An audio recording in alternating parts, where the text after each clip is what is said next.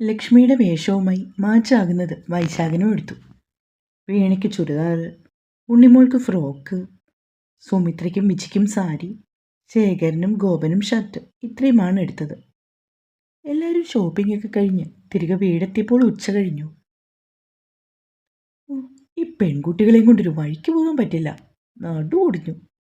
ശേഖരൻ ഉമ്മറത്തേക്ക് കയറിക്കൊണ്ട് പറഞ്ഞു. ഇങ്ങനെയൊക്കെയാണച്ചാ ഈ ഷോപ്പിങ്ങിന് പോയാൽ. ഉണ്ണിമോൾ ചിരിച്ചു.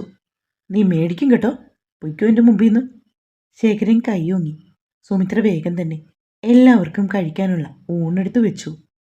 പുളിശ്ശേരിയും അച്ചിങ്ങ ഉപ്പേരിയും ചെമ്മീനും മാങ്ങയും വെച്ച് ഒരു ചമ്മന്തിയുമായിരുന്നു വിഭവങ്ങൾ. വിശന്നു വന്നതുകൊണ്ട് എല്ലാവരും വയറ് നിറച്ച് ഭക്ഷണം കഴിച്ചു. ഇവിടുത്തെ ഷോപ്പിംഗ് കഴിഞ്ഞു കേട്ടോ, എനിക്ക് ഡ്രസ്സ് എടുത്തു, കുർത്തയാണ്. റൂമിലേക്ക് വന്നതും വൈശാഖൻ ഫോണെടുത്ത് ലക്ഷ്മിക്കൊരു മെസ്സേജ് അയച്ചു. ക്ലാസ്സിലായിരുന്നതുകൊണ്ട് ലക്ഷ്മി തിരികെ വീട്ടിലെത്തിക്കഴിഞ്ഞാണ് ഫോണെടുത്ത് നോക്കിയത്. ആണോ, എത്ര രൂപയായി? പെട്ടെന്ന് അവൾ തിരിച്ചു ചോദിച്ചു. ക്യാഷ് എത്രയായി എന്നായിരുന്നു അവൾക്കറിയേണ്ടത്. ഇവൾ തരക്കേടില്ലല്ലോ, വൈശാഖൻ ഓർത്തു. കുറച്ച് കോസ്റ്റ്ലിയായി, അവൻ മറുപടി കൊടുത്തു. പക്ഷെ കുർത്തയുടെ ഫോട്ടോ അയക്കാൻ അവൾ പറഞ്ഞില്ലല്ലോ എന്ന് അവൻ ഓർത്തു. ആ, എന്തെങ്കിലും ആകട്ടെ, അന്ന് കണ്ടാൽ മതി, അല്ല പിന്നെ. വൈശാഖൻ ഫോൺ മേശയിൽ വെച്ചിട്ട് അഞ്ചത്തിമാരുടെ അടുത്തേക്ക് പോയി. വീണയും ഉണ്ണിമോളും കൂടി അവർക്ക് തയ്ക്കാനുള്ളതെല്ലാമായിട്ട് അടുത്ത വീട്ടിലെ രേഖ ചേച്ചിയുടെ അടുത്തേക്ക് പോകാൻ തുടങ്ങി. എടി, ഞാൻ ബൈക്ക് കൊണ്ടുപോകാം, അവൻ പറഞ്ഞു. വേണ്ട വില്ലേട്ടാ, ഞങ്ങൾ പൊയ്ക്കോളാം. വീണ പുറത്തേക്ക് ഇറങ്ങി. ഡി, എൻ്റെ ബ്ലൗസിൻ്റെ പിൻകഴുത്ത് ഒരുപാട് വെട്ടിക്കുഴിച്ച് കളയരുതെന്ന് പറയണം, സുമിത്ര വിളിച്ചു പറഞ്ഞു. ശരിയമ്മേ, ഉണ്ണിമോൾ മറുപടി കൊടുത്തു. നീ എവിടെ പോവാ വൈശാഖ? ബൈക്കിൻ്റെ കീയുമായിട്ടിറങ്ങിയ വൈശാഖിനോട് അച്ഛൻ ചോദിച്ചു. ഞാൻ ഇവിടെ വരെ. എൻ്റെ വൈശാഖ, നടന്നു പോയാൽ പോരെ? ഈ പെട്രോൾ എന്ന് പറയുന്ന സാധനം ചുമ്മാ കിട്ടുന്നതല്ല കേട്ടോ, അച്ഛൻ പറഞ്ഞതും വൈശാഖൻ ബൈക്കിൻ്റെ ചാവിയെടുത്ത് മേശമേൽ വെച്ചിട്ട് നടന്നാണ് പുറത്തേക്ക് പോയത്. അവൻ ബൈക്കിലൊന്ന് പോയെന്ന് കരുതി എന്താ ശേഖരേട്ടാ കുഴപ്പം? സുമിത്ര വാദിച്ചു. മിണ്ടാതെ പൊയ്ക്കോണം നീ. ഇന്ന് എത്ര രൂപയായെന്ന് എനിക്കറിയാമോടി? രൂപ 14,000 ആണ് അങ്ങോട്ട് എണ്ണിക്കൊടുത്തത്. വൈക്കോലെടുത്ത് തൊഴുത്തിലേക്ക് ഇടുകയാണ് അയാൾ. നീയാണ് ഈ പിള്ളേരെ ചീത്തയാക്കുന്നത്. മാറിപ്പൊയ്ക്കോ എൻ്റെ മുന്നിൽ നിന്ന്. ഒരു ജോലി ഇല്ലാത്തവനെ കൊണ്ട് പെണ്ണ് കെട്ടിച്ചിട്ട് ഇനി എന്താവോ? അയാൾക്ക് ദേഷ്യം വന്നു. സത്യമാണ് ഏട്ടൻ പറയുന്നത്. വീണമോൾക്കൊരു സ്വർണ്ണവള കൂടി മേടിക്കാമെന്ന് പറഞ്ഞ് സൂക്ഷിച്ചു വെച്ച പൈസയാണ്. സുമിത്ര അയാൾക്ക് ചായ എടുക്കാനായി അകത്തേക്ക് പോയി. കണ്ണെത്താ ദൂരത്തോളം നീണ്ടുകിടക്കുന്ന നെൽപ്പാട് നോക്കി വൈശാഖൻ അങ്ങനെ നിൽക്കുകയാണ്. അയ്യേ, ഏട്ടൻ എന്തായി കാണിക്കുന്നേ? എൻ്റെ കൈവിട്, ആരെങ്കിലും കാണും. പാടവരമ്പത്തൂടെ വേച്ച് വേച്ച് വീഴുന്ന ലക്ഷ്മിയുടെ കയ്യിലവൻ മുറുക്കി പിടിച്ചു. എടാ, നീ വന്നിട്ട് ഒരുപാട് നേരമായോ? അനൂപ് വന്ന് തോളിത്തട്ടിയതും വൈശാഖൻ ഞെട്ടി തിരിഞ്ഞു നോക്കി. ഓ, ദിവാസ്വപ്നം കണ്ട് നിൽക്കുമായിരുന്നോ? നീ പോടാ, അവൻ ചിരിച്ചു. എന്തായി? ആ പെൺകുട്ടി നിന്നെ വിളിച്ച് മിണ്ടുവോടാ? ഒന്ന് രണ്ട് വാക്കൊക്കെ. പഠിക്കാൻ പോകുന്നതുകൊണ്ട് ഒന്നിനും സമയമില്ലെന്ന് അവൾ പറഞ്ഞു. ആണോ? അത് ശരിയായിരിക്കും. എടാ പിന്നെ, നിങ്ങൾ രണ്ടാളും കൂടി ഞായറാഴ്ച നിശ്ചയത്തിന് പോകാൻ വരണം കേട്ടോ. കാലത്ത് 10 മണിയാകുമ്പോഴാണ് പോകുന്നത്. അത് പറയാനാണ് ഞാൻ വന്നത്. വൈശാഖൻ രണ്ടാളെയും ക്ഷണിച്ചു. രണ്ടുപേരും വരാമെന്ന് സമ്മതിച്ചു. അനൂപിന് ടൗണിൽ എന്തോ മേടിക്കാനുണ്ടായിരുന്നു. അതുകൊണ്ട് വിഷ്ണുവും അനൂപും പെട്ടെന്ന് തന്നെ അവനോട് യാത്ര പറഞ്ഞു പോയി. അസ്തമയ സൂര്യൻ്റെ പൊൻകിരണമേറ്റ് നെൽവയൽ അങ്ങനെ കിടക്കുകയാണ്.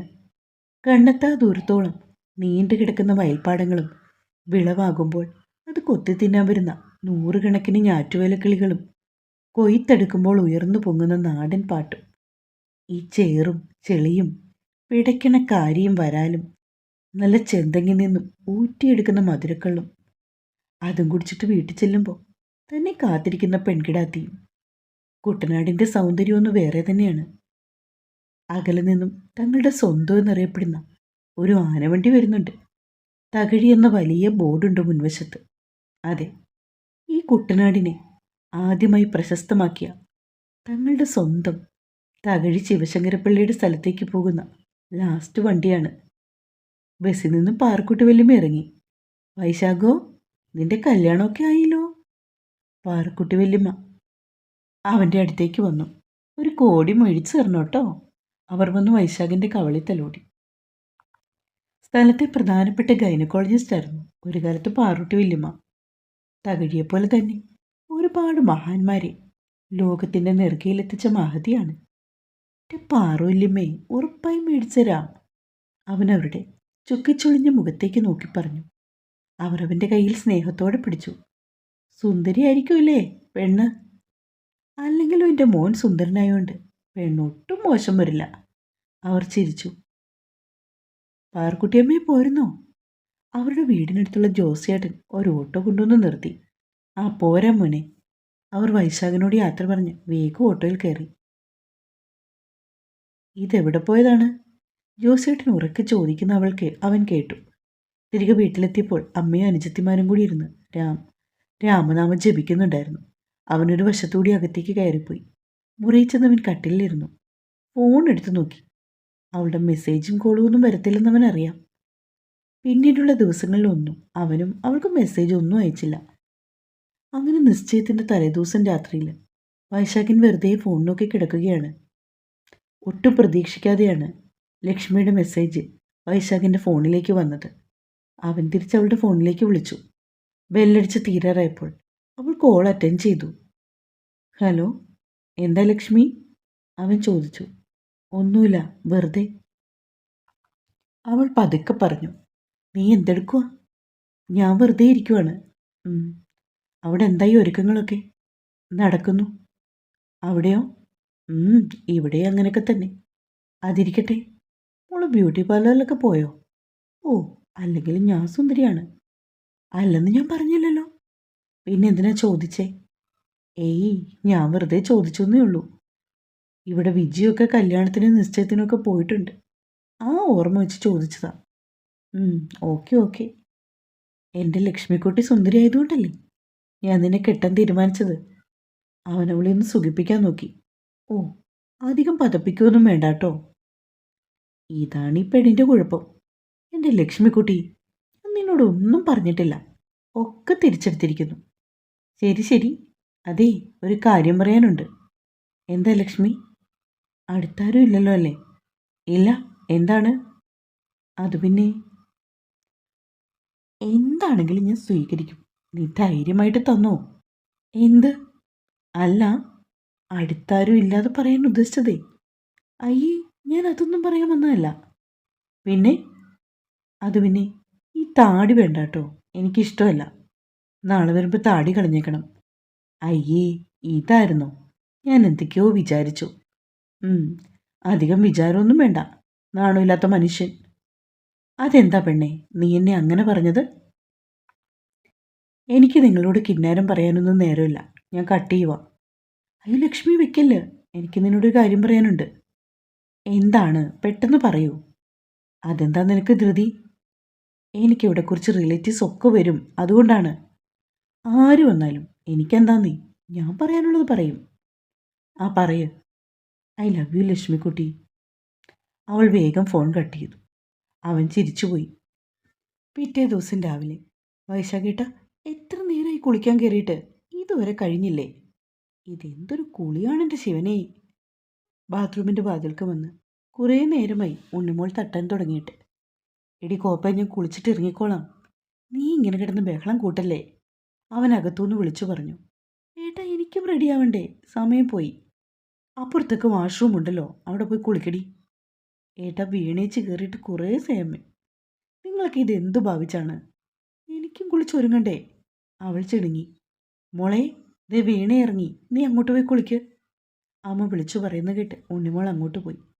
താടിയൊക്കെ വടിച്ച് കുളിച്ച് കുട്ടപ്പനായി വൈശാഖൻ കണ്ണാടിയുടെ മുമ്പിൽ വന്ന് നിന്നു. അവൾ പറഞ്ഞതുപോലെ ഇതാണ് ലുക്ക്. അത് താടിയുള്ളതാണോ?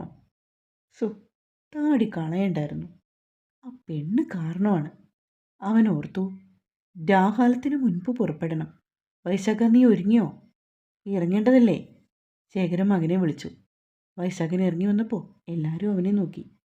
നിന്റെ താടി ആരും കൊണ്ടുപോയി? നാരായണമാമയാണ്. ഓ, ഇതല്ലേ അമ്മാവ ലുക്ക്. ഇപ്പോഴെന്നെ കണ്ടാൽ ഉണ്ണിമുകുന്ദനെ പോലെയില്ലേ? അവൻ അയാളെ നോക്കി കണ്ണിറുക്കി. അത് കണ്ട് അയാൾ അവനെ നോക്കി വായ പൊത്തി ചിരിച്ചു. ഇവിടെ മമ്മൂട്ടിക്ക് മാത്രമേ ജീവിക്കത്തുള്ളൂ എന്നുണ്ടോ? അവൻ അയാളുടെ ചെവിയിൽ പെറുപിറുത്തു. മുള വീണേ, മോതിരം എടുത്തോടി. സുമിത്ര തലമുടിയും പിന്നെ ഇട്ടുകൊണ്ട് വന്നു. എല്ലാം എടുത്തമ്മേ, വാതിൽ പൂട്ടിക്കോ. ദേ വീണമോളെ, നീ എല്ലാം നോക്കിയതല്ലേ, ഇനി അവിടെ ചെന്നിട്ട് നാണം കെടരുത്, ശേഖരൻ മക്കളോട് പറഞ്ഞു. ഇല്ലച്ചാ, എല്ലാം എടുത്തു വെച്ചിട്ടുണ്ട്, അച്ഛൻ ടെൻഷനാവണ്ട. പെൺകുട്ടികൾ രണ്ടുപേരും വൈശാഖിനെ വളഞ്ഞു. സത്യം പറ, എന്താണിപ്പോൾ ഈ താടിയെടുത്തത്? ആരാണിത് പറഞ്ഞത്? അവരുടെ ചോദ്യങ്ങൾ നീണ്ടുപോയി. ഇടി പെണ്ണുങ്ങളെ മിണ്ടാതെ പോടി, ഞാൻ എൻ്റെ സ്വന്തം ഇഷ്ടത്തിനാണ്. പിള്ളേരെ, നിങ്ങൾ ഇറങ്ങുന്നുണ്ടോ? ചുമ്മാ വേണ്ടത്തും പറഞ്ഞ് നിൽക്കുവാണേ. സുമിത്ര വഴക്ക് പറഞ്ഞപ്പോഴാണ് അവർ മുറ്റത്തേക്ക് ഇറങ്ങി വന്നത്. അങ്ങനെ എല്ലാവരും കൂടി പുറപ്പെട്ടു. ലക്ഷ്മി നിവാസിൽ ഒരു ഉത്സവത്തിൻ്റെ പ്രതീതിയായിരുന്നു. അലങ്കാരങ്ങളും വർണ്ണങ്ങളും കൊണ്ട് അവിടെ മാകം നിറഞ്ഞിരുന്നു. എല്ലാവരുടെയും കണ്ണുകൾ വൈശാഖനിലായിരുന്നു. അവനിന്ന് കൂടുതൽ സുന്ദരനായിരുന്നു. അവനാവട്ടെ ലക്ഷ്മിയെ തിരയുകയാണ്.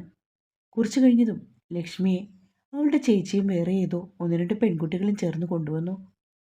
അവളെ അണിയിച്ച ബ്യൂട്ടീഷ്യൻ. അവരെ കാണുവാൻ വൈശാഖന് തിടുക്കമായി. കാരണം ഒരു ഷെയ്ക്ക് ഹാൻഡ് അവർക്ക് കൊടുക്കായിരുന്നുവെന്ന് വൈശാഖൻ ഓർത്തു. അത്രയ്ക്ക് സുന്ദരിയായിരുന്നു അവൾ. അപ്പോൾ ചടങ്ങെല്ലാം തുടങ്ങാം, ആരോ പറഞ്ഞു. ലക്ഷ്മിയുടെ അമ്മ വന്ന് നിലവിളക്ക് കൊളുത്തി. ആരൊക്കെയോ ചേർന്ന് ഈശ്വരനാമം ചൊല്ലി. നാമം ചൊല്ലിക്കഴിഞ്ഞതും സ്വർണ്ണത്തളികയിൽ 2 മോതിരങ്ങളും വെച്ചത് കാരണവന്മാരിൽ ആരോ ഒരാൾ എടുത്തു പിടിച്ചു. അശോക, ഇങ്ങി വരൂ. ലക്ഷ്മിയുടെ അച്ഛൻ അശോകൻ അവളുടെ കയ്യിലേക്ക് മോതിരം കൊടുത്തു. ഇത് വൈശാഖൻ ഇട്ട് കൊടുക്കുമോളെ. ലക്ഷ്മിയുടെ നേർക്ക് അവൻ കൈനീട്ടി.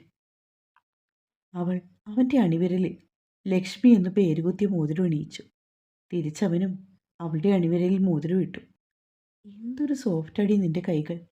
ഒരു കമഴുന്ന പ്ലാവല മറിച്ചിടുന്ന ആളല്ല തൻ്റെ ഭാവി വധുവെന്ന് അവനും മനസ്സിലായി. ചിങ്ങം 4-ന് അങ്ങനെ വിവാഹ മുഹൂർത്തവും കുറിച്ചു. ഫോട്ടോഷൂട്ടും പരിചയപ്പെടുത്തലും ഒക്കെയായിട്ട് ആകെ ബഹളം. എന്താണോ ഒന്നും മിണ്ടാത്തെ? ഇനിയെങ്കിലും തനിക്കൊന്നും മിണ്ടിക്കൂടെ? ഇങ്ങനെയുണ്ടോ ഒരു നാണം? ഇടയ്ക്ക് വൈശാഖൻ അവളോട് ചോദിച്ചു. അവൾ പക്ഷെ ഒന്നും പറഞ്ഞില്ല. എൻ്റെ ലക്ഷ്മി, ഞാൻ കുറേ പാടുപെടും കേട്ടോ ഇക്കണക്കിന് പോയാൽ. അവൻ വീണ്ടും പറഞ്ഞപ്പോൾ ലക്ഷ്മി ആരും കാണാതെ അവൻ്റെ കൈത്തണ്ടയിൽ ഒന്ന് നുള്ളി. അവൻ അറിയാതെ ഒന്ന് നിലവിളിച്ചു. ഉണ്ണിമോളത് കേട്ടതും അവൻ്റെ അടുത്തേക്ക് നീങ്ങി നിന്നു. എന്തേട്ടാ, എന്തുപറ്റി? ഏയ് ഒന്നുമില്ല. ലക്ഷ്മിയുടെ ചെരുപ്പിൽ തട്ടിയതാ മോളെ.